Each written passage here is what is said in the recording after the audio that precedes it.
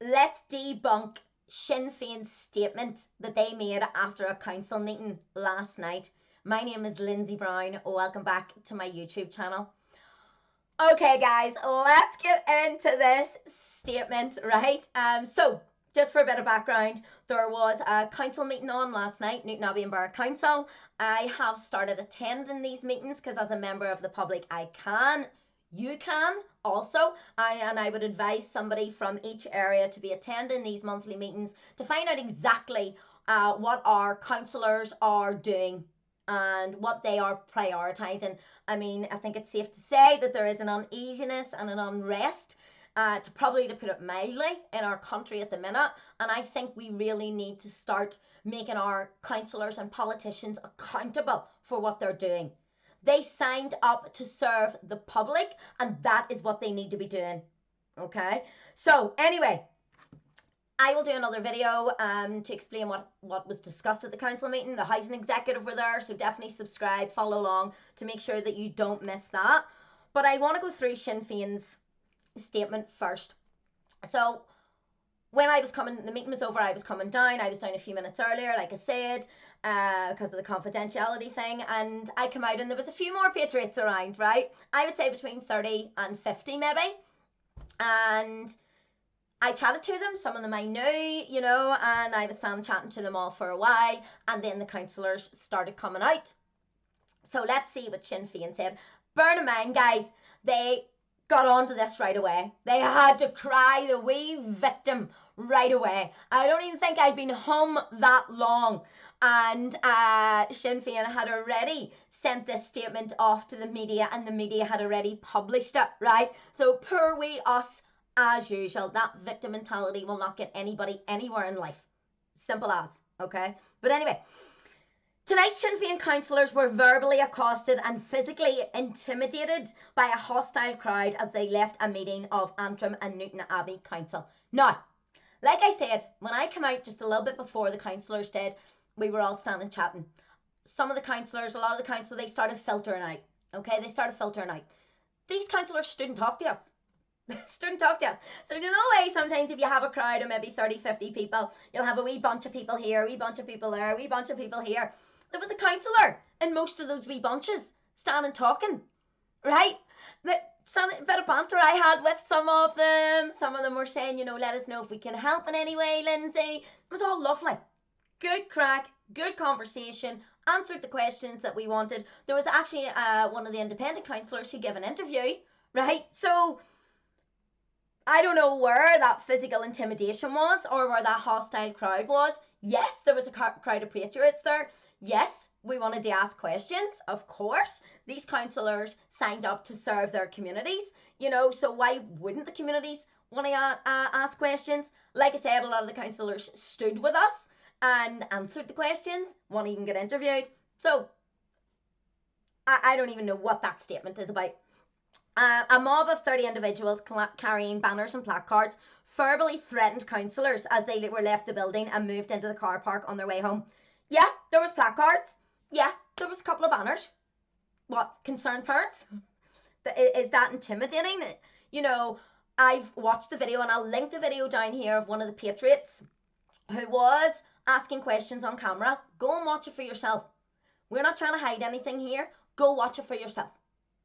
Yes, these councillors were asked questions.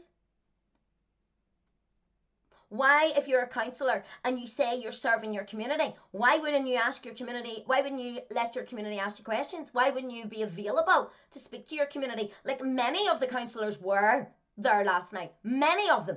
Because I spoke to them personally myself, right? This is not coming third party. This is me. I was there. I spoke to them. They were all extremely pleasant to me. So that verbally threatened, I didn't hear any of that. The PSNI maintained a presence throughout, but did not intervene. Because they didn't have to intervene about anything, right? A councillor was getting asked questions. Why would the PSNI intervene? Okay? And trust me, there was plenty of PSNI there last night. But not one of them did I see intervene. Not one. Not one. I don't remember speaking to any of the PSNI myself, but they were all around. They were sort of surrounding the area, and yeah, they didn't feel the need. Our councillors felt physically threatened and intimidated by the unrestrained behaviour of these individuals who engaged in sectarian and racist abuse. So they're trying to get that the police didn't do anything about it. The police didn't do anything about it because they didn't need to. You are absolutely talking about wee hurty feelings here and making up victim mentality nonsense to make us sound bad. That's what you are doing here. It's as plain and as simple as that. If the PSNI needed to step in, they would have done so, right? But they knew that nobody was doing anything wrong that would have needed any arrests to be made, or not even arrest for even the police to step in a bit, because it was just citizen journalists asking questions. That was it, with a crowd standing around literally chatting. That was it. And like I say, one of the councillors give an interview. Okay, so that's all that was being asked. There was nothing being asked of Sinn Fein that wasn't being asked of the other councillors. The only thing is Sinn Fein was more hostile, I would say, towards the interviewees than any other councillors were. They were happy to speak. More than happy. Like I said, chatted to plenty of them myself. So again, I think goes back to this old, we hate the RUC, right? And they're trying to get the PSNI in trouble, which is not correct. The PSNI done exactly what they needed to do. So they did. So I actually think it's horrible that the PSNI were there to protect you, and you now want to start on them as well. Like, really, this victim mentality is... It's really sad, to be quite honest with you. These are our councillors are supposed to be, leading our country. And they say they feel wee hurty feelings. Oh, I'm intimidated so much because somebody wanted to ask you questions. And you're telling us you know how to run a country. You're helping a country, but yet you can't even... It just blows... This victim mentality nonsense just blows my mind, honestly. Whilst being the subject of an intense verbal attack, lights and cameras were placed in the faces of individual councillors. Like I say, I didn't see any lights, to be honest with you, but, whatever. I didn't see any intense verbal attack. Didn't see any of that either. But yeah, there was cameras placed, Yeah, they were asked for an interview. Yeah. So what? And what? You signed up to serve our community. Why wouldn't we want to be able to ask you questions, right? I absolutely condemn this attempt to interfere with public representatives conducting their lawful democratic business. Sinn Féin will not be deflected from providing representations for all citizens in Antrim and Newton Abbey Council. See, this is the thing. Sinn Féin, you are not representing all your people. Most of your people are too scared to come to you to tell you what they feel. Right? I probably speak to more of your community than you do. Actually, let your community speak their truth. Anyway, that was me telling off for Sinn Féin. I will be demanding that both council management and the PSNI refuse security arrangements for councillors while attending council business. Well, there's cameras up all over the place. Right? There's a video that, like I say, I'm going to tag that you can go and see exactly what happened to you. So again, it's all this victim, poor us, the PSNI didn't look after us, we're just weak councillors trying to do our job and we need protected. No, you don't. You didn't. You just didn't want to answer difficult questions. That's all that was last night. You did not want to answer difficult questions because you know you are destroying our country. And so you can't answer these difficult questions. That's all that happened there last night. Anyway, Sinn Féin will be seeking meetings with the council chief executive and the PSNI district commander to address this attempt at mob rule. They go into using this, these terminology that you use, mob rule. No, it wasn't. There was a load of patriots. There was a load of councillors. Most of those councillors stood and chatted to the patriots, give an interview. And these victim guys here, Sinn Féin, they wanted to turn it all into poor wee us, right? Because they know they can't answer the difficult questions because they know what they're doing to their own people.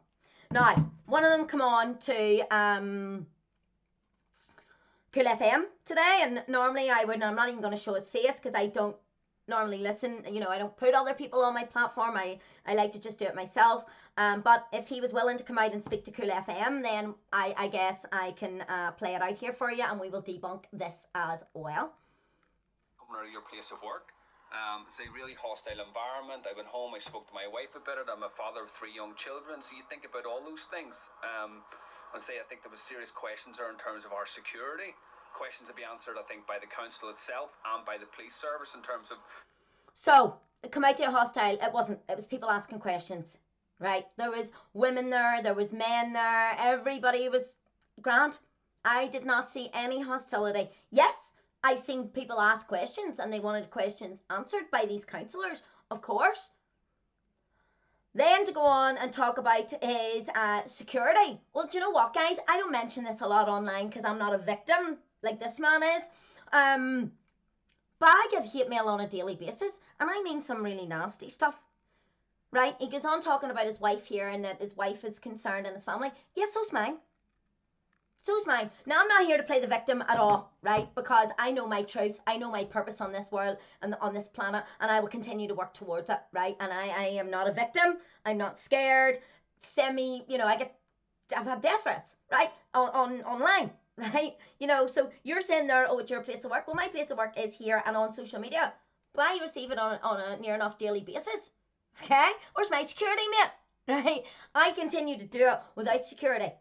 And with worry from my family because I know it's the right thing to do. Councillors, not only Sinn Fein councillors, but all councillors. So yeah, it was really intimidatory and not. So there he mentions that it was all councillors. Well, none of the councillors I spoke to seem to have a problem. Something I expected at all. Raise that risk all the time. My wife does worry about it all the time. We have those conversations all the time. They have 3 young children. And Sinn Féin have had a history of sort of councillors and stuff like that where they've been intimidatory and worse that's happened to them. So yeah, those things all go through your mind. I didn't have a great night's sleep last night thinking about it. I say my wife. And see, this is what they do. He mentions his wife and children as if they're at risk, as if we would be the type of people to put his wife and children at risk, which we would not. Not in a million years. No. But this is what they do. They use these manipulative tricks, I guess, to try and make you think, oh, look, I'm worried now for my wife and kids and me and all the rest, but we're all worried now. No, don't think so, mate.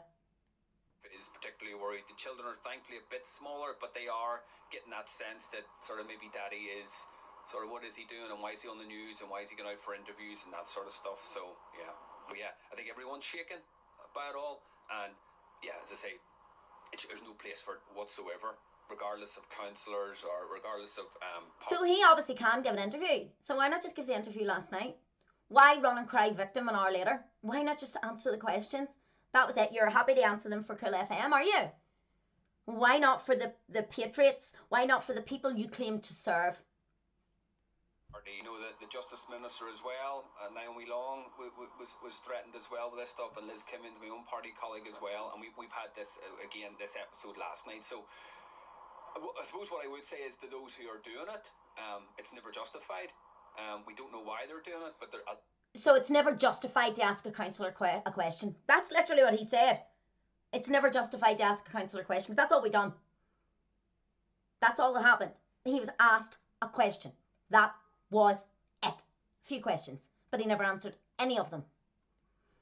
Lines are being crossed, and that needs to stop, and that stops with the PSNI. So they need to get tougher in this stuff, and if they don't, I mean, God knows what could happen with these things given. They need to get tougher. So in other words, they just want to shut us up. That's it. They just want to get tougher and just shut us up from asking questions about what our government is doing with our country. How aggressive and how intimidatory all this stuff is. That I think there's serious questions for the council and the PSNI to ensure the safety not only of my colleagues but all colleagues, all councillor colleagues up at this council. I say I don't know where this is going to go. It was not at all a pleasant experience last night. But as I say, as Sinn Féin colleagues, we have a job to do. As Sinn Féin councillors, we have a job to do up here, and we won't be deterred or deflected from. And do you know, if you watch the video that I'll tag in here, you see at some point, at some point he turns round to speak to one of his mates, and there's a couple of cops on the other side. So he turns around to chat to his mate. So are you that intimidated, mate, that you have time to turn around and chat to your mate? Where's such and such, blah blah blah, right? Would you, if you were that intimidated, would you not be jumping into your car to get away? Representing our constituents and representing all those across Antrim and Newton Abbey. And I had a maybe 300-metre walk to my car, and all along that walk I was flanked either side by another one of these guys with a big placard. I said this guy asking me sort of a lot of real sort of aggressive questioning all the way to the car, and I had this feeling of 2 or 3 others coming in behind me as well. And I was hearing sort of sectarian slogans, I was hearing racist remarks, I was hearing stuff about not why I wasn't wearing a poppy. We heard the word rats being mentioned in terms of us. Oh my goodness. Somebody said you're not wearing a poppy. How dare they hurt his wee feelings like that, eh? How dare you hurt his wee feelings? And a lot of anti-Sinn Fein rhetoric. As I say, we got to the car then, and it was only at that point where sort of the police stepped in, and we got away then. It's not done. We got away. Does it sound like as if we got away? Listen, I can tell you a few stories about back in the day about being chased and having to get away a few times, right? And it wasn't just somebody asking me questions. Listen, guys, this is really silly. When they want to make out that somebody trying to interview them, they had to get away. It's absolutely ridiculous. Absolutely ridiculous. Playing the victim in any way in your life, in anybody's life, will not get you anywhere. We have to be strong. And if these people want to say that they are representing this country, then they need to be strong. They need to be able to answer the questions that the public need answered. Address the concerns of your people. And maybe they wouldn't need to come and ask those questions at a council meeting. Thank you all so much.